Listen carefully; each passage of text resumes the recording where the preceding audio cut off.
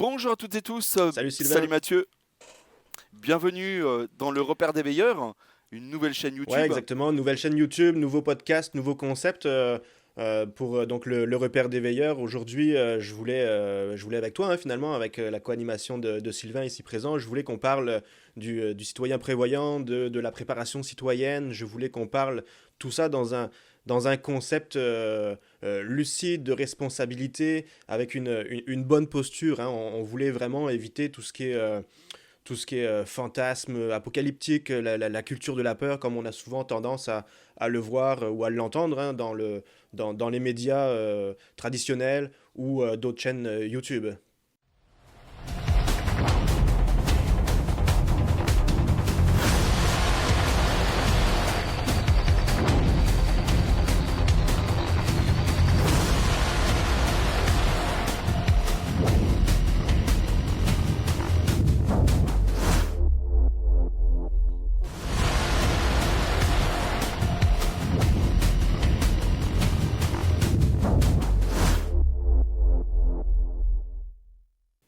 Exactement. Ici, on parle uniquement de choses pragmatiques, de factuelles. On n'est pas dans le fantasme. Sylvain, pour toi, finalement, à l'heure d'aujourd'hui, on est en mars 2026. C'est quoi pour toi un citoyen prévoyant aujourd'hui? Un citoyen prévoyant, pour moi, c'est quelqu'un qui sait, qui a su se préparer au bon moment et surtout qui réfléchit à une préparation raisonnée. Et pas à une préparation qui va au-delà de la réalité, donc qui est complètement fantasmagorique, dans le sens où on se prépare à quelque chose de potentiellement envisageable, et pas une invasion de Ben c'est zombies, ça, par justement, exemple. Sylvain, pendant longtemps, tu sais, on a entendu, on a vu que la préparation, elle était perçue comme quelque chose de marginal, perçue comme une forme de paranoïa. Est-ce que, ou, est-ce que ça a changé selon toi? On n'est pas ici en fait pour parler de choses spectaculaires. En réalité, le repère des veilleurs, c'est vraiment éviter de parler d'angoisse. Vraiment, on n'est pas là pour surenchérir sur The Walking Effectivement. Dead, par exemple. Voilà, on est là uniquement dans un but d'informer et surtout d'instruire le citoyen à la bonne Donc, est-ce qu'on peut dire préparation. qu'on est là en tant que veilleur, pour guider, orienter finalement? Tu sais, on veut pas non plus donner la bonne décision à prendre au lecteur, à l'auditeur, mais plutôt qu'il soit éclairé sur les différents choix qui peuvent s'offrir à lui. Exactement. Et comme tu disais tout à l'heure, la préparation jusqu'à présent, enfin jusqu'à il y a encore quelques temps, quand on se préparait, finalement, on était taxé de marginal, j'ai envie de dire. On a encore l'image du survivaliste terré dans un bunker qui se prépare à l'apocalypse, à une explosion nucléaire. Voilà.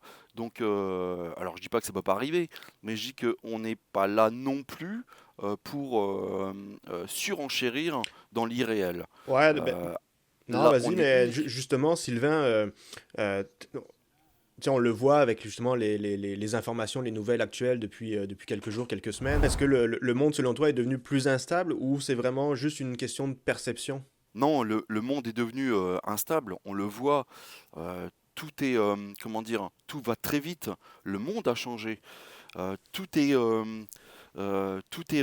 interconnecté, les chaînes sont interconnectées, tu regardes la santé, la communication, même l'information, tout va maintenant tellement vite qu'au bout du compte, est-ce que maintenant on est apte à analyser au bon moment les choses? D'où l'intérêt de se préparer en Ouais, amont. effectivement.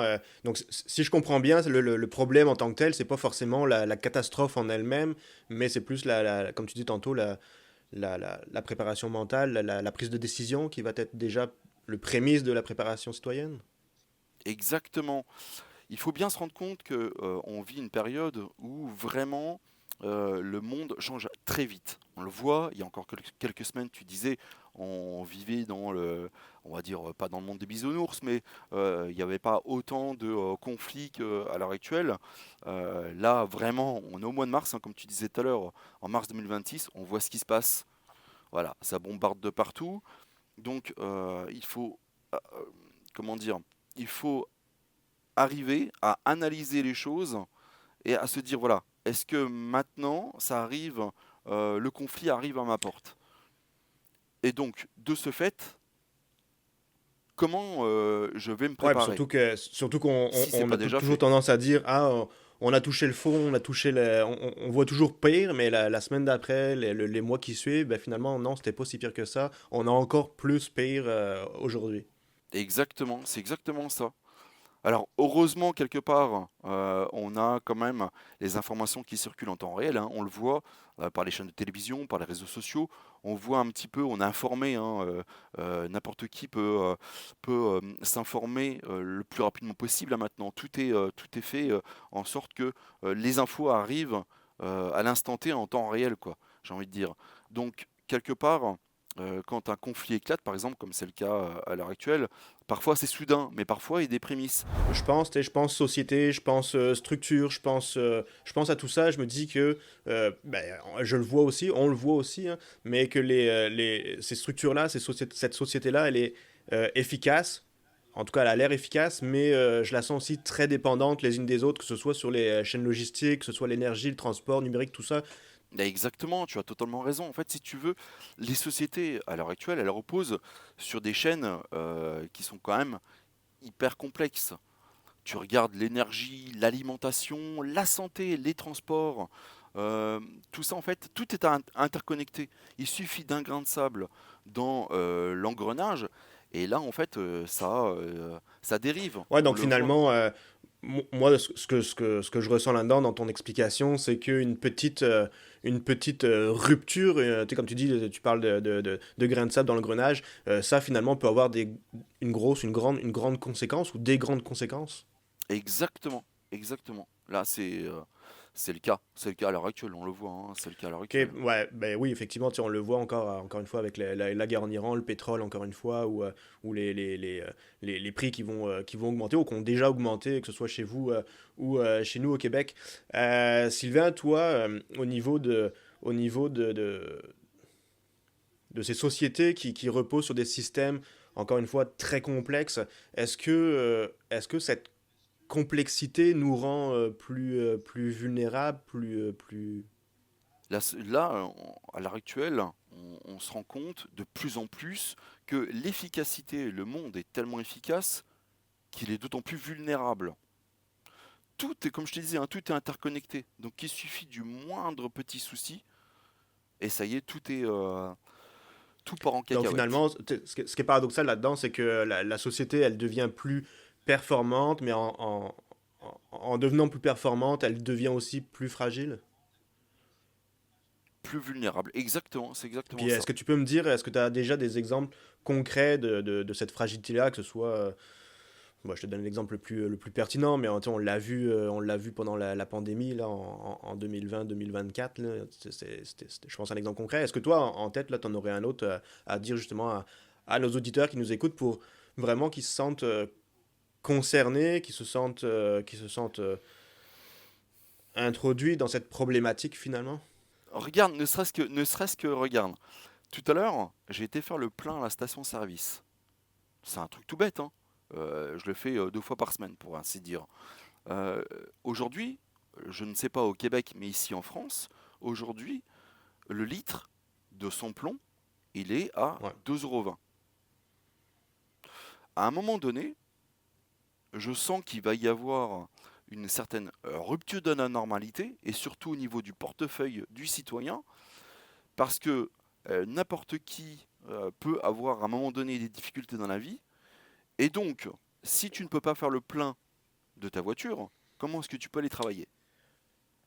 Donc rien que cet aspect-là prouve que la préparation citoyenne, elle est ultra Ouais, importante. elle est ultra importante, puis finalement, on s'aperçoit que avec ça, malgré ça, la stabilité, elle n'est plus du tout garantie.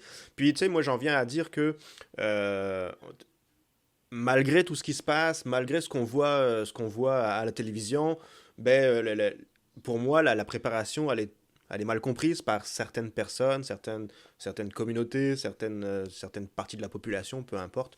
Mais euh, tu sais, je fais le lien encore une fois avec les médias. À chaque fois qu'il y a les médias qui parlent du mouvement prepper, survivalisme ou autre, puis moi c'est pour ça que je préfère parler de citoyens prévoyants, mais dès qu'on parle de préparation citoyenne, tout de suite le monde vont directement se diriger vers le côté survivalisme.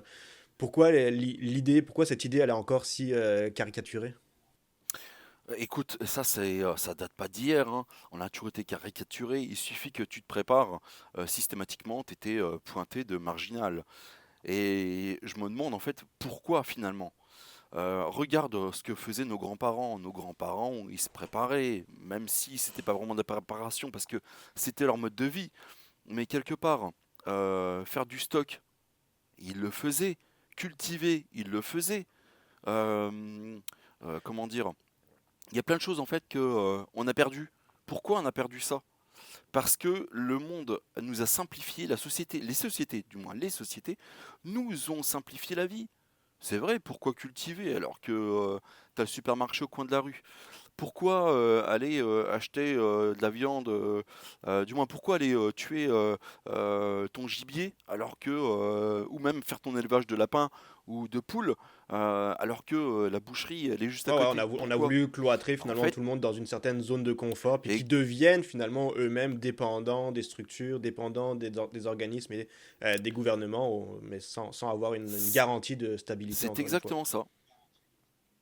Et c'est exactement ça. C'est exactement ça. On a voulu simplifier la vie, mais en fait, finalement, on se rend compte que nous simplifier la vie, ça nous a, euh, alors j'ai envie de dire, ça nous a permis, mais c'est pas vraiment le bon terme, mais quelque part, ça nous rend beaucoup plus vulnérables. La preuve, c'est que il nous arrive demain un conflit, ceux qui ne sont pas préparés, euh, ben, j'ai envie de dire bonne chance, puisque regarde, un exemple tout bête, non mais c'est ahurissant quand même quand on y repense, mais regarde au début de cette décennie, entre guillemets, quand il y a eu la crise du Covid, les gens se sont rués sur le Ah ouais. PQ. Non, non, mais Donc ça prouve bien qu'à un moment donné, on n'est pas, on nous a mis en esclavage quelque part. On nous a rendus dépendants en fait d'une chaîne logistique qui, à un moment donné, le moindre petit, la moindre petite rupture de la normalité, nous renvoie à notre réalité.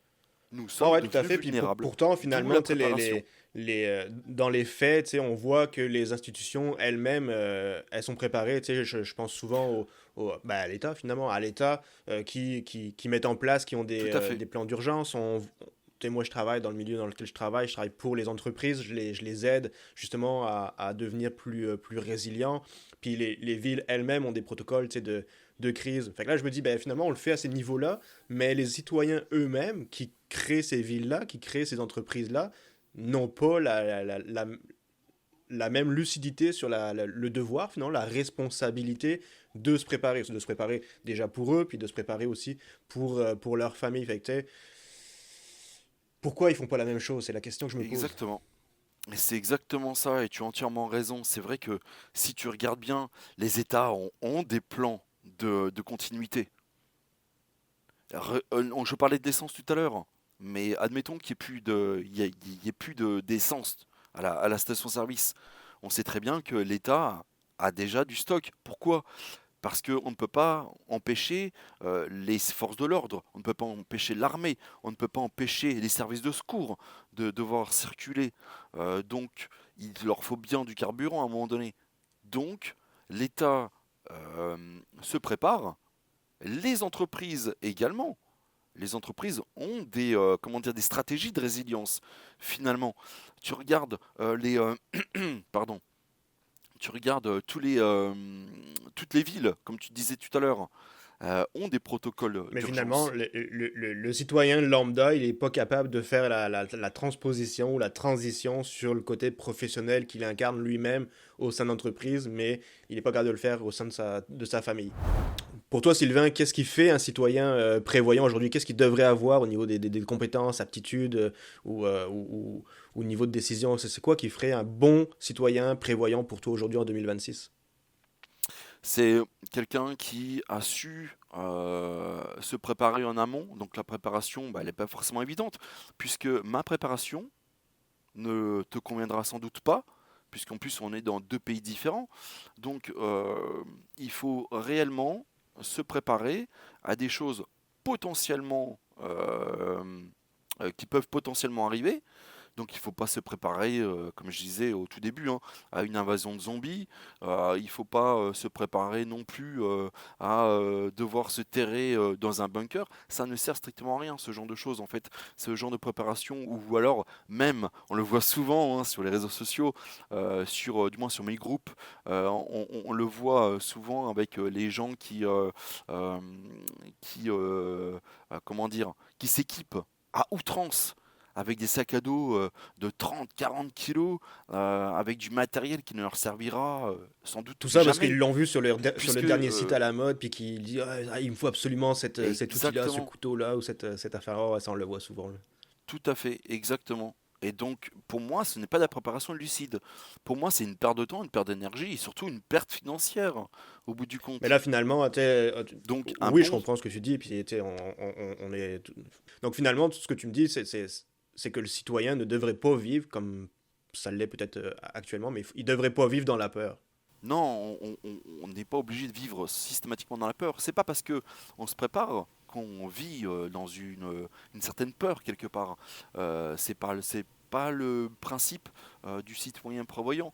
Le citoyen prévoyant, c'est pas parce qu'il se prépare que c'est un froussard ou qui tente de se rassurer quelque part. Ben, Non, c'est pas du tout ça.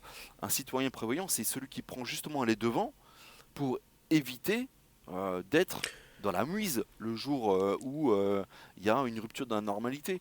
C'est pas parce que tu fais ton stock de bois, par exemple, que tu as peur d'avoir froid en hiver. Non, c'est contradictoire ce genre de raccourci finalement. Donc non, se préparer, ce n'est pas avoir peur. Se préparer, c'est pour réduire sa vulnérabilité, tout simplement. ouais, Sylvain, j'aime ça quand tu parles de réduire sa vulnérabilité. Tu sais, moi, j'ai en tête justement aussi la zone de confort que tout à chacun, on espère garder. Au-delà de la zone de confort, on a le bris de normalité qui fait que bah, finalement, on sort indirectement ou contre notre propre volonté de cette zone de confort. Mais tu sais, au-delà de tous les outils, au-delà de tous les équipements que tout le monde peut accueillir par cette sorte de préparation citoyenne. Moi, je pense qu'avant ça, puis tu me diras ce que tu en penses, mais avant ça, on parlerait peut-être plus de préparation intellectuelle, psychologique. Non, comment tu vois ça, toi? On a beau avoir tout l'équipement pas possible et inimaginable, s'il n'y a pas un minimum de psychologique, de préparation psychologique, de préparation mentale, t'as beau avoir tout l'équipement que tu veux, hein. C'est le jour où t'as peur, t'as peur. Voilà. Le jour où, ça part en vrille, quelle que soit la rupture de la normalité, on parle pas forcément d'une guerre, hein. On parle de n'importe quelle rupture de la normalité finalement. Une coupure d'électricité, un incendie, une inondation, et même j'ai envie de te dire, on va au-delà de ça, au-delà de ce genre de rupture qui effectivement sont problématiques pour l'ensemble n'importe quel citoyen, on va dire. Au-delà de ça, il y a des choses auxquelles on ne se prépare pas forcément, mais qui arrivent. Avec des exemples tout bêtes, je peux t'en donner un, ne serait-ce qu'une Tout à séparation. fait. Tout à fait. Donc, psychologiquement, si t'es pas prêt à encaisser le coup finalement, eh ben, Ouais, c'est donc compliqué. finalement, la préparation, elle commence vraiment dans la tête avant de commencer dans le sac d'évacuation. Moi, je pense que Exactement. tu sais, si on part de la préparation mentale, psychologique, tu sais, ce qu'on veut. Puis moi, c'est ce que je fais à la fois pour moi, pour ma famille, c'est ce que je fais aussi pour les entreprises que je représente. Mais tu sais, c'est comprendre les risques qui sont environnants dans notre sphère de travail ou ou personnel, c'est de développer les connaissances, de développer les compétences afin finalement, je pense, d'agrandir, de développer l'autonomie, de renforcer notre autonomie face à des aléas finalement qui pourraient subvenir. Puis je pense que le réseau social là-dessus a aussi un bon bout de chemin à faire, est important selon moi aussi. Alors, quand tu parles de réseau social, effectivement, je suis entièrement d'accord. Alors déjà, notre réseau social, on va dire principal, ça va être notre famille, nos enfants, notre compagne, nos parents. Enfin bref, c'est le cercle Mhm. familial au sens large. Et donc, ce réseau social, il s'élargit également avec les voisins. Et donc, s'entourer, on va dire, quelque part, la préparation, hein, elle commence aussi par là, s'entourer des bonnes personnes, finalement. Un voisin peut très bien t'apporter quelque chose que tu n'as pas. Et à ce moment-là, tu vas pouvoir lui rendre service également sur des choses qu'il n'arrive pas à maîtriser. Et donc, finalement, ce réseau social, comme tu l'appelles, il est hyper important. Donc oui, la préparation, elle commence par le mental et la préparation euh, aussi à se créer un réseau social, on va dire, Ouais, une viable. communauté finalement viable. Non, non, effectivement, tu sais, j'aime bien ça. Donc là, finalement, la question qu'on devrait tous se poser, selon moi, c'est pas de savoir si une crise peut arriver, mais est-ce qu'on est, est-ce qu'on est prêt à faire face à cette crise-là? Est-ce qu'on est prêt à faire face à cet événement-là? Ce serait plus ça, selon toi? Exactement. D'où justement l'intérêt même de la chaîne Le Repère des Veilleurs. Ouais, Sylvain, fait que finalement, moi, je voulais poser une question aujourd'hui, là, pour terminer ce premier épisode. Je voulais poser une question aux auditeurs, auditrices. Selon vous, en 2026, qu'est-ce qui fait un bon citoyen prévoyant? C'est une excellente question, ça, Mathieu. Et j'ai hâte de lire justement les commentaires de nos auditeurs et de nos auditrices. Et surtout, si vous avez aimé cette vidéo, un petit like, ça fait pas de mal, c'est sympa pour nous en tout cas. Et puis surtout, partagez cette vidéo, s'il vous plaît. Super, parfait. Merci à toi, Sylvain, pour ce premier épisode Merci Mathieu, à très très bientôt. dans le repère des veilleurs. Salut!